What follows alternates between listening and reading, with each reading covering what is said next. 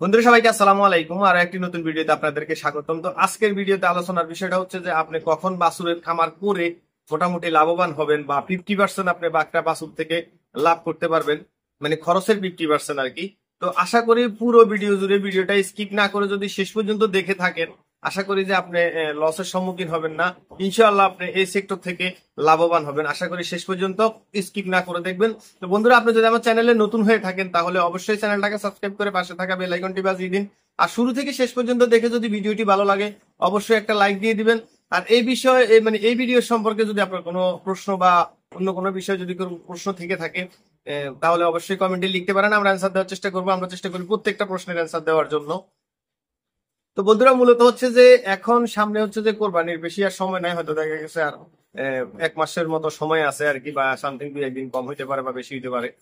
তো এই সময়টাই হচ্ছে যে আমাদের যদি আপনার কাছে যদি কিছু টাকা থাকে বা কোরবানির পর পর যদি আপনি একটা খামার করবেন, বা দেখা গেছে অল্প কিছু টাকা আছে, 2 লাখ 4 লাখ 5 লাখ এরকম। তো অনেক সময় দেখা গেছে এত কম টাকা থাকার কারণে আপনি দেখা গেছে কি দিয়ে শুরু করবেন আসলে এটাই বোঝা মুশকিল হয়ে যায়। একটা বিষয় মনে রাখবেন যে প্রত্যেকটা ব্যবসাতে অবশ্যই পলিসি আছে। আর ওই পলিসি মেনটেন করে যদি যে কেউ ব্যবসা করে তাহলে অবশ্যই সে লাভবান হবে 100%, এতে কোনো সন্দেহ নাই। তো এখন দেখা গেছে অনেকে দেখা গেছে ওই পলিসি গুলা বুঝতে বুঝতে অনেক সময় চলে যায়। এই কারণে দেখা গেছে আপনার প্রথম অবস্থায় মানে আশাহত হইতো আর কি। দেখা গেছে যে পরিমাণ লাভের আশা করে বা যে পরিমাণ লাভ হওয়ার কথা সেটা হয় না। বা দেখা গেছে আপনি কোন সময় কোন খাতে এই টাকাটা ইনভেস্ট করে আপনি ওটা থেকে বেশি পরিমাণে লাভ নিয়ে আসতে পারবেন, এটা যদি আমরা না বুঝে থাকি সেক্ষেত্রে আমাদের পক্ষে মানে ব্যবসা করে বা লাভবান হওয়া অসম্ভব হয়ে যায় আর কি। আর এই টেকনিক গুলা যাদের জানা থাকে তারা অবশ্যই লাভবান হয়। তারাই একসময় দেখা গেছে 100 জনের দৌড়ের ভিতরে একজন উঠে যায় আর কি। তো মূলত হচ্ছে যে এখন যেহেতু কোরবানি, সবাই ষাঁড় গরু মোটা তাজা করা নিয়ে সবাই ব্যস্ত। তো একটা সময় হবে যে যে আপনার কোরবানির পর পর মানে কোরবানির সময় সমস্ত খামারের গরু দেখা গেছে কারো কারো 50%, 90%, কারো কারো 100%ও বিক্রি হয়ে যাবে। তো বিক্রি হয়ে যাওয়ার পরে যেহেতু আগামী কোরবানির জন্য আবার তারা ষাঁড় গরু মোটা তাজা করা শুরু করবে।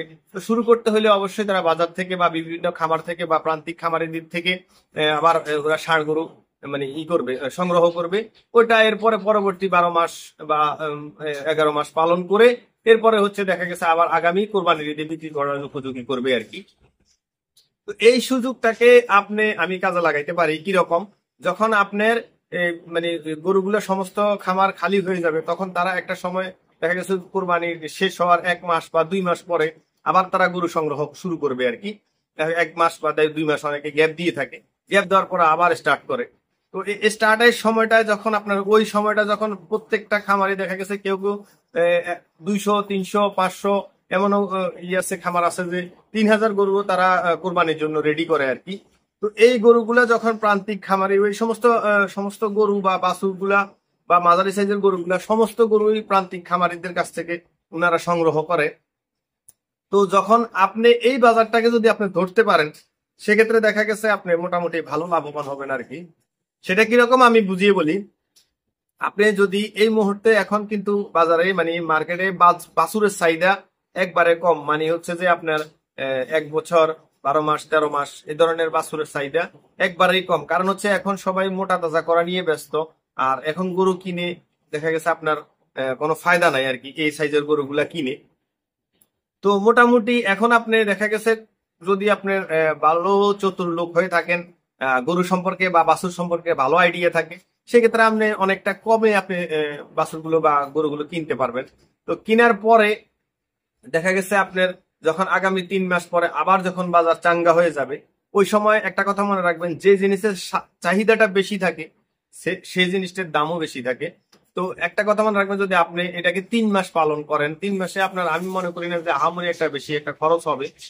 তো যতটুকু খরচ হবে আপনার একটা কথা মনে রাখবেন, যদি আপনার 3 মাসে একটা বাছুরের পিছনে যদি 10,000 টাকা 12,000 টাকাও খরচ হয়, সেক্ষেত্রে যদি আমি ধরে নিলাম যে 15,000 টাকা করে খরচ হয়, 15,000 টাকা খরচ হইলে দেখা গেছে আপনি ওই বাছুরটা যখন 3 মাস পরে বিক্রি করবেন খামারিদের কাছে বা বড় বড় খামারিদের কাছে, বা দেখা গেছে 2-4টা 5টা 10টা আগামী কোরবানির জন্য রেডি করবে, এই ধরনের লোক খামারিদের কাছে যারা আপনি যদি বিক্রি করেন, সেক্ষেত্রে দেখা গেছে যদি আপনার 15,000 টাকা খরচ হয়ে থাকে এই বাছুরের পিছনে বা গরুর পিছনে, আপনি দেখা গেছে আরো 20,000 টাকা এটা থেকে লাভ করতে পারবেন। মানে আপনি ধরে নিতে পারেন যে 10,000 টাকা আপনার চোখ বুঝে লাভ হবে, আর বাকি যে 10,000 টাকা আসবে বলতেছি সেটা হচ্ছে যে আপনার ওই মার্কেটের চাহিদা অনুযায়ী, চাহিদা বেশি থাকার কারণে ওইটা আপনার অবশ্যই মানে আপনি 10,000 টাকা বেশি লাভ করতে পারবেন।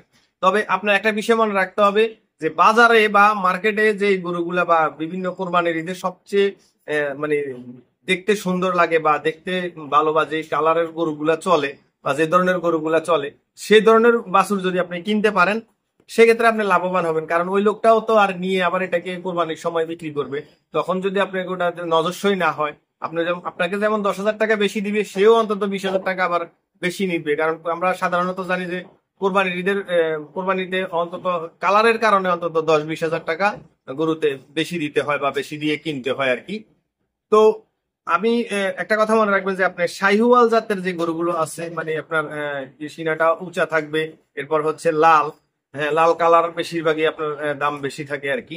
তো আপনি এই টাইপের গরু যদি আপনি গরুগুলা সংগ্রহ করতে পারেন, আপনি মিনিমাম 10টা গরু আগামী 15 দিনের ভিতরে সংগ্রহ করেন, এরপরে যখন 3 মাস মানে কোরবানির 2 মাস পরে গরুগুলো আপনি বিক্রি করেন। যদি আপনার কোনো কিছু জানার থাকে কিভাবে পালন করবেন কি না করবেন, যদি আপনার এগুলা এই সম্পর্কে যদি আইডিয়া না থাকে, সেক্ষেত্রে আমাদের চ্যানেলে অনেকগুলো ভিডিও আছে, সেগুলো আপনি দেখে নিতে পারেন। আর নয়তোবা আপনাদেরকে হোয়াটসঅ্যাপের মাধ্যমে সাপোর্ট দেওয়ার চেষ্টা করব। তো যদি আশা করি যে আপনি যদি 10টা বাছুর এভাবে পালন করেন আগামী 3 মাস, ঠিক আছে, এক একটা বাছুর যদি আপনার 20,000 টাকা করে থাকে, সেক্ষেত্রে 10টা বাছুরে আপনার কত হলো নিজে হিসাব করে দেখেন। আশা করি এর চেয়ে কম হবে না। তো এত আহামরি আপনাকে খাবার দেওয়ার দরকার নাই, কারণ হচ্ছে তো ওকে তো আপনি মোটা তাজা করবেন না, শুধু ওকে আপনি ওর গঠন অনুযায়ী যতটুকু খাবার দেওয়া দরকার, ওর শরীর অনুযায়ী যত পার্সেন্ট ও খাবার পাবে ওই অনুযায়ী দিয়ে গেলে এনাফ।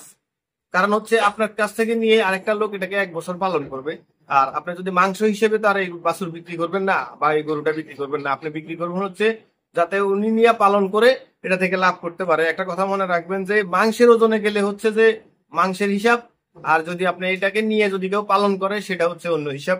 আশা করি বিষয়টা বুঝাইতে পারছি। আর যদি আপনি বুঝে থাকেন অবশ্যই ভিডিওটিতে একটা লাইক দিয়ে দিবেন। আর এখনো যদি চ্যানেলটাকে সাবস্ক্রাইব না করে থাকেন এই ধরনের আরো ভিডিও পাওয়ার জন্য, অবশ্যই চ্যানেলটাকে সাবস্ক্রাইব করে পাশে থাকা বেল আইকনটি বাজিয়ে দিন। দেখা হবে অন্য কোনো ভিডিওতে। ভালো থাকবেন, সুস্থ থাকবেন সবাই। আসসালামু আলাইকুম ওয়া রাহমাতুল্লাহি ওয়া বারাকাতুহু।